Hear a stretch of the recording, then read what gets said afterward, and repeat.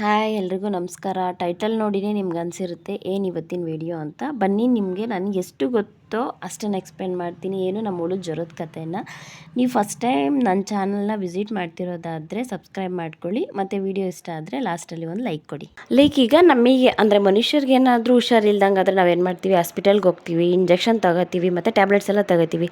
ಅದೇ ಥರ ನಮ್ಮ ಹುಡುಗನೂ ಜ್ವರ ಬರುತ್ತೆ, ಓಕೆನಾ. ಅದು ಏನು ಮೊಟ್ಟೆಯಿಂದ ಆಚೆ ಬಂದಾದಮೇಲೆ 3 ಡೇಸ್ಗೆ ಒನ್ಸ್ ಅಂದರೆ 9 ಸೊಪ್ಪು ತಿಂದಾದಮೇಲೆ ಏನು ನೆಕ್ಸ್ಟ್ ಇನ್ನೊಂದು ಡೇ ಇರುತ್ತಲ್ಲ ಅದನ್ನು ಜ್ವರ ಅಂತ ಕರಿತೀವಿ. ಹುಷಾರಿಲ್ಲ ಅಂದರೆ ನಮಗೆ ಟೇಕ್ ಕೇರ್ ಮಾಡೋಕ್ಕೆ ಇನ್ನೊಬ್ಬರು ಬೇಕು. ಅದೇ ಥರ ಉಳುಕೇನಾದರೂ ಜ್ವರ ಬಂದಾಗ ಆ್ಯಕ್ಚುಲಿ ನಾವು ಅದನ್ನು ಟೇಕ್ ಕೇರ್ ಮಾಡಬಾರ್ದು. ಇನ್ ದ ಸೆನ್ಸ್ ಅವನ್ನ ಡಿಸ್ಟರ್ಬ್ ಮಾಡಬಾರ್ದು. ಅವು ಎಲ್ಲಿದ್ದಾವೋ ಅಲ್ಲಿರೋದಕ್ಕೇ ಬಿಟ್ಬಿಡಬೇಕು. ಅದನ್ನು ನಾವು ಬೇರೆ ಕಡೆ ಹಾಕೋದಾಗಿರ್ಬೋದು, ಸ್ಟ್ಯಾಂಡ್ ಏನಾದರೂ ಶಿಫ್ಟ್ ಮಾಡೋದಾಗಿರ್ಬೋದು. ಸೊ ಅದೇ ಥರ ಮಾಡಬಾರ್ದು.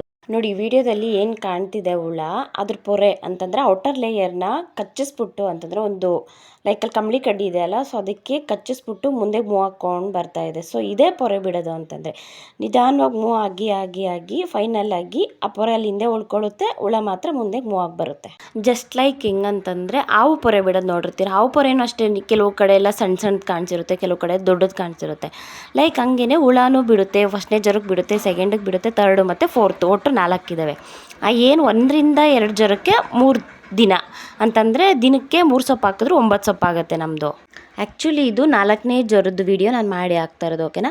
ಫಸ್ಟು ಮತ್ತು ಸೆಕೆಂಡು ಥರ್ಡು ಮತ್ತು ಏನಂತಂದರೆ ಅದು ಬಿಡೋದನ್ನು ಅಷ್ಟು ಕ್ಲೀನಾಗಿ ಕಾಣಲ್ಲ ನಮಗೇನೆ. ಹುಳನೇ ತುಂಬ ಸಣ್ಣದಿರುತ್ತಲ್ಲ, ಸೊ ಅದ್ರ ಪೊರೆ ಇನ್ನೂ ತುಂಬ ಸಣ್ಣದಿರುತ್ತೆ, ಸೊ ಕಾಣಲ್ಲ ನಮಗೆ ಅಂತ ಹೇಳ್ಬಿಟ್ಟು ನಾನು 4ನೇ ಜ್ವರದ್ದೇ ಮಾಡೋಣ ಅಂತಲೇ ಅಂದ್ಕೊಂಡಿದ್ದೆ.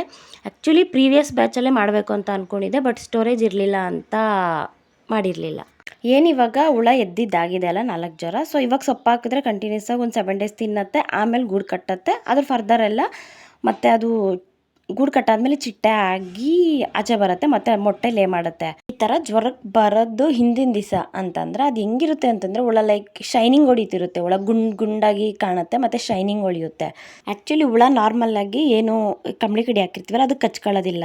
ಏನಾದರೂ ಜ್ವರಕ್ಕೆ ಬಂದಾಗ ಟೈಮ್ ಬಂದಾಗ ಸೊ ಗುಂಡು ಮರಳುತ್ತೆ, ಮತ್ತು ಅದ್ರ ಕಾಲಲ್ಲಿ ಪೊರೆ ಎಲ್ಲ ಇಟ್ಕೊಂಡು ಹಿಡ್ಕೊಳಕ್ಕೆ ಸ್ಟಾರ್ಟ್ ಮಾಡುತ್ತೆ. ಅಂದರೆ ಏನು ಪೊರೆ ಬಿಡೋದಕ್ಕೆ ಶುರುವಾಗಿದೆ ಅಂತ ಅರ್ಥ ಇದು. ನಾವು ಚಾಕಿ ಸೆಂಟ್ರಿಂದ ಏನು 2 ಜ್ವರ ಎದ್ಮೇಲೆ ತೊಗೊಬರ್ತೀವಲ್ಲ ಹುಳ, ಸೊ ಸ್ಟ್ಯಾಂಡಲ್ಲಿ ಬಿಟ್ಟಿರ್ತೀವಿ. ಸೊ ಅದ್ರ ಲದ್ದಿ ಎಲ್ಲ ಕೆಳಗಡೆ ಏನಿರುತ್ತೆ ವೇಸ್ಟೇಜು ಅದನ್ನಾಗೆ ಕ್ಲೀನ್ ಮಾಡ್ಬೋದಲ್ಲ ಅಂತ ಹೇಳ್ಬಿಟ್ಟು 4 ಜ್ವರಕ್ಕೆ ಬಂದಾಗ್ತಿದ್ದಂಗೆ ನೀಲಿ ಮೆಷನ್ನು ಹಾಕ್ಬಿಟ್ಟು ಅದ್ರ ಮೇಲೆ ಪುಡಿ ಸೊಪ್ಪು ಕೊಯ್ದು ಹಾಕಿದ್ರೆ ಅವೆಲ್ಲ ಸೊಪ್ಪು ತಿನ್ನೋದಕ್ಕೆ ಅಂತ ಮೇಲೆ ಬರ್ತವೆ.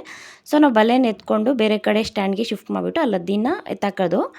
ಬಟ್ ಈ ಸಲ ಮೆಶ್ ಹಾಕೋದು ಮಿಸ್ ಮಾಡಿದ್ದಾರೆ. ಸೊ ಹಂಗಾಗಿ ಅದೇ ಸ್ಟ್ಯಾಂಡ್ಗಳಲ್ಲೇ ಇದ್ದಾವೆ. ಓಕೆ, ಡಿಸ್ಟರ್ಬ್ ಮಾಡೋದು ಬೇಡ ಅಂದ್ಬಿಟ್ಟು ಅದೇ 4 ಜ್ವರ ಎದ್ದಾದ್ಮೇಲೆ ಒಂದು 3-4 ಡೇಸಲ್ಲಿ ಏನಾದರೂ ಮೇವು ಬೇಕಿದ್ರೆ ಮೆಶ್ ಹಾಕ್ಬಿಟ್ಟು ಎತ್ಕೊಳ್ಳೋಣ ಅಂತ ಅಂದ್ಕೊಂಡಿದ್ದೀನಿ. ಲೈಕ್ ಹುಳುಗಳಿಗೆ ಇದೊಂಥರ ಮರುಜನ್ಮ ಥರನೇ ಇರುತ್ತೆ. ನೋಡಿ ಹುಳ ಬರ್ತಾ ಇರೋದು ಆಚೆ ಕಡೆಗೆ ಎಷ್ಟು ಶೈನಿಂಗ್ ಹೊಳಿತಿದೆ ಅಂತಂದರೆ ಹೊಸ ಚರ್ಮ ಬರ್ತಿದೆ. ಆಚೆ ಕಡೆ ಮೇಲೆ ಇರೋದೆಲ್ಲ ಹಳೆ ಚರ್ಮನ ಹಿಂದೆ ಪೊರೆ ಥರ ಬಿಟ್ಬಿಟ್ಟು ಇನ್ಕ್ಲೂಡಿಂಗ್ ಕಾಲು ಮತ್ತು ಅದೇನು ಮೇವು ತಿನ್ನೋದಕ್ಕೆ ಅಂತ ಮುಂದೆ ಇರುತ್ತಲ್ಲ ಮೂತಿ, ಅದನ್ನೂ ಸಮೇತ ಅದೆಲ್ಲ ಪೊರೆ ಬಿಟ್ಬಿಡುತ್ತೆ.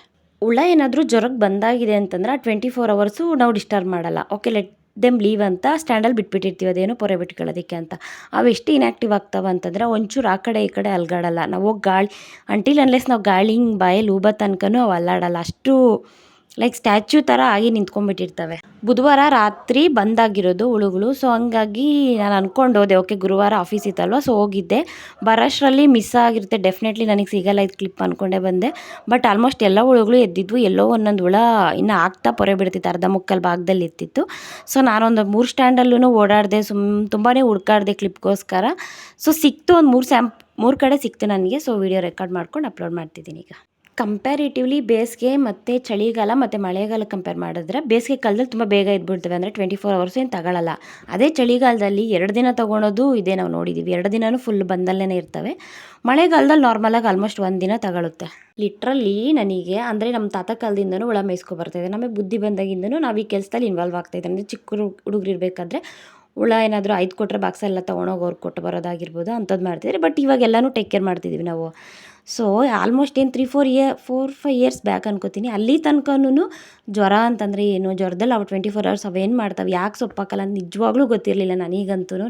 ಈಗ 3-4 ಇಯರ್ಸ್ ಬ್ಯಾಕ್ ಅಂತ ಹೇಳ್ದಲ್ಲ ನಾನು, ಅದೇನು ಗೊತ್ತಾ, ಅವತ್ತೊಂದು ದಿವಸ 4 ಜ್ವರಕ್ಕೆ ಬಂದಾಗಿದ್ವು. ನಮಗೆ ಗೊತ್ತಿರಲಿಲ್ಲ ಇದು ಪೊರೆ ಬಿಟ್ಟಿರೋದು ಅದೇ ಉಳಿದು ಅಂದ್ಬಿಟ್ಟು. ನಾವೇನು ಅನ್ಕೊಬಿಟ್ಟಿದ್ದೀವಿ, ಎಲ್ಲೋ ಸೀಮೆ ಅಂದರೆ ಇರುವೆ ಹತ್ಬಿಟ್ಟು ಎಲ್ಲ ಕಚ್ಬಿಟ್ಟು ಸತ್ತೋಗ್ಬಿಟ್ಟಿದ್ದಾವೆ ಅಂದ್ಬಿಟ್ಟು ನಾನು ನಮ್ಮ ಅಕ್ಕವ್ರು ಹೋಗ್ಬಿಟ್ಟು ಹುಳ ಎಲ್ಲ ಸತ್ತೋಗ್ಬಿಟ್ಟವೆ ಅಂತ ನಮ್ಮ ಅಪ್ಪಗೆ ಹೇಳಿದ್ವಿ. ಅವರು ಆದರೆ ಹೌದಾ ಅಂತೇಳಿ ಭಯನೇ ಬಿದ್ದು ಬಂದುಬಿಟ್ಟಿದ್ರು. ಅವ್ರಿಗೆ ಗೊತ್ತಿಲ್ಲ ನಮಗೆ ಜ್ವರಕ್ಕೆ ಬಂದಾದಾಗ ಈ ಥರ ಪೊರೆ ಬಿಡುತ್ತೆ ಅಂದ್ಬಿಟ್ಟು. ಸೊ ಆಮೇಲೆ ಅವ್ರು ಹೇಳಿದ ಮೇಲೇ ಗೊತ್ತಾಗಿದ್ದು ನಮಗೆ ಹಿಂಗೆಲ್ಲ ಇರುತ್ತೆ ಅಂತ ಹೇಳ್ಬಿಟ್ಟು. ಅಂದರೆ ನನಗೆ ಈಗಲೂ ಸ್ವಲ್ಪ ಕನ್ಫ್ಯೂಸ್ ಇದೆ. ಏನು ಗೊತ್ತಾ, ಯಾವ ಹುಳ ಎದ್ದಿದೆ, ಯಾವ ಹುಳ ಇನ್ನೂ ಎದ್ದಿಲ್ಲ, ಇವಾಗ ಸೊಪ್ಪು ಹಾಕಬೇಕೋ ಬೇಡವಾ, ಅಥವಾ ಎಲ್ಲನೂ ಎದ್ಮೇಲೆ ಸೊಪ್ಪು ಹಾಕಬೇಕೋ, ಸ್ವಲ್ಪ ಕನ್ಫ್ಯೂಸ್ ಇದೆ ನನಗೂ. ಸೊ ನಮ್ಮಪ್ಪ ಹೇಳಿದ್ರೆ ಸೊಪ್ಪು ಹಾಕ್ತೀವಿ, ಇಲ್ಲ ಅಂತಂದರೆ ನೆಕ್ಸ್ಟ್ ಡೇ ಹಾಕೋಣ ಅಂತಲೇ ಅನ್ಕೋತೀವಿ. ನಮಗೆ ಹುಷಾರಿಲ್ಲ ಅಂತಂದರೆ ಡಾಕ್ಟ್ರ್ ಯಾವ ಥರ ನಮ್ಗೆ ಹೇಳ್ತಾರೆ, ಲೈಕ್ ತುಂಬ ಖಾರ ತಿನ್ನಬೇಡಿ ಆ ಥರ ಎಲ್ಲ. ಸೊ ಹಂಗೇನೆ ಹುಳನೂ ಅಷ್ಟೇ, ಜ್ವರದಿಂದ ಇದ್ಮೇಲೆ ಬಾಯಿ ಹುಣ್ಣಾಗಿರುತ್ತೆ. ಓಕೆ, ಬಾಯಿ ಮತ್ತು ಕರಳೆಲ್ಲ ಹುಣ್ಣು ಥರ ಇರುತ್ತೆ ಅದಕ್ಕೆ. ಸೊ ಹಂಗಾಗಿ ಅದು ಜ್ವರದಿಂದ ಎದ್ದ ಮೇಲೆ, ಅಂದರೆ ಗುರುವಾರ ರಾತ್ರಿ ನಾವು ಸೊಪ್ಪು ಹಾಕಿದ್ದು.